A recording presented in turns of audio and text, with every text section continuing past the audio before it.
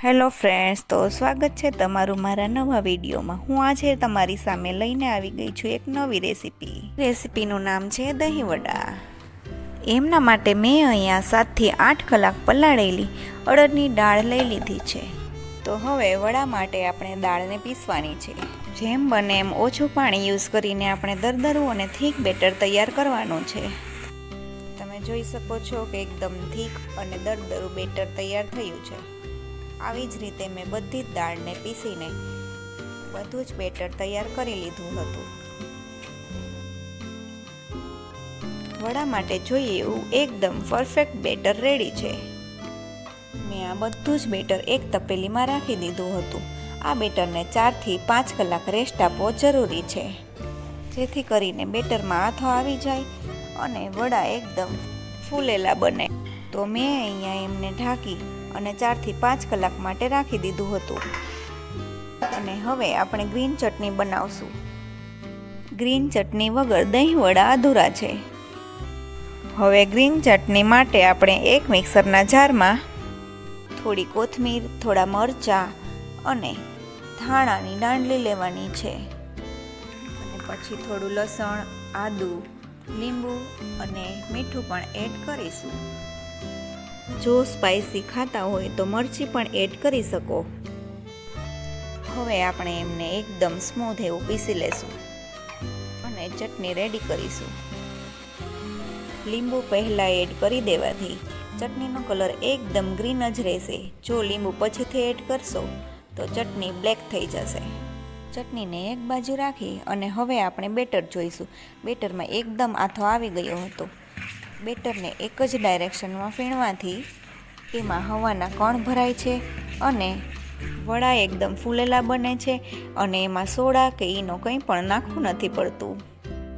તો મેં અહીંયા આદુ, મરચી અને મીઠું નાખીને વડાનું બેટર રેડી કર્યું હતું। હવે આપણે વડા તૈયાર કરીશું। એ માટે આપણે અહીંયા મીડિયમ લો ફ્લેમ પર વડાને તૈયાર કરવાના છે। જો તેલ વધારે પડતું ગરમ હશે તો વડા અંદર કાચા રહેશે અને બહાર લાલ થઈ જશે।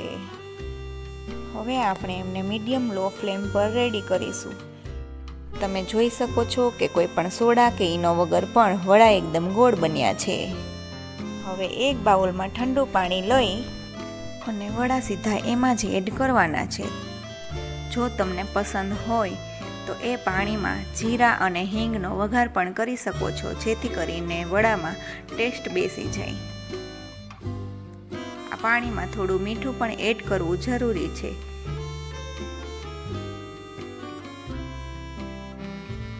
હવે 5 મિનિટ એમાં રાખી અને વડાને થોડા થોડા દબાવી અને બીજા બાઉલમાં રાખી દેવા।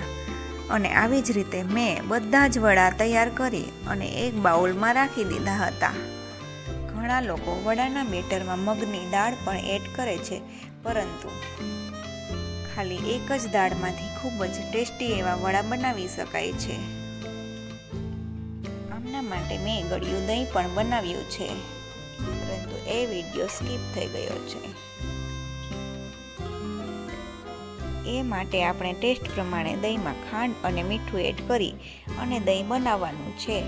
અને દહીં વડામાં શેકેલું જીરું પણ જરૂરી છે, તેથી જીરું શેકી અને દરદરું ખાંડી લેવાનું છે। હવે આપણે એક ડીશમાં દહીં વડા સર્વ કરશું। એમના માટે થોડા વડા લેશું અને ઉપર ગળ્યું દહીં એડ કરશું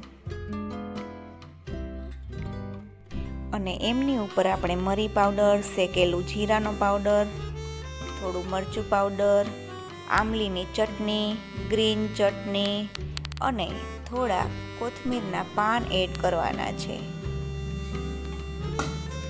અને દાડમના દાણા એડ કરીશું। દાડમના દાણા પણ દહીંવડામાં ખૂબ જ ટેસ્ટી લાગે છે। તો સરસ મજાના મોઢામાં જતાં જ ઓગળી જાય એવા પોચા અને ખૂબ જ ટેસ્ટી એવા દહીં વડા રેડી છે। અને જો આવી ગરમીમાં આવા ઠંડા ઠંડા દહીં વડા મળી જાય તો એની મજા જ કંઈક અલગ છે। તો ફ્રેન્ડ્સ, જો મારી આ રેસીપી સારી લાગી હોય તો ઘરે જરૂરથી ટ્રાય કરજો અને મારા વિડીયોને લાઈક કરો, શેર કરો અને ચેનલને સબસ્ક્રાઈબ કરવાનું ભૂલતા નહીં। Thank you.